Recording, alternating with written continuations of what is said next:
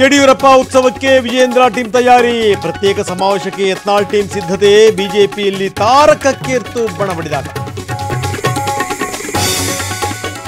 ನಮ್ಮದು ಜನಪರ ಹೋರಾಟ, ಬೇಕಿದ್ರೆ ಅವರು ಬರಲಿ. ಟಿವಿ ಮುಖಾಂತರನೇ ವಿಜೇಂದ್ರಗೆ ಯತ್ನಾಳ್ ಆಹ್ವಾನ. ಸಮಾವೇಶ ಮಾಡೇ ಮಾಡ್ತೀವಿ ಅಂತ ಶಪಥ.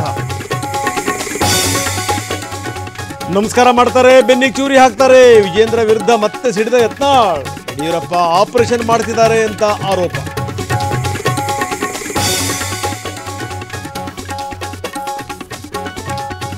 ಶಾಸಕಾಂಗ ಸಭೆಯಲ್ಲಿ ಕೈ ಶಾಸಕರಿಗೆ ನಿರಾಶೆ. ಅನುದಾನ ಕೇಳ್ತಿದ್ದಂಗೆ ಮಾತು ಮರೆಸಿದ ಸಿಎಂ ಡಿಸಿಎಂ ಸುದೀರ್ಘ ಭಾಷಣ.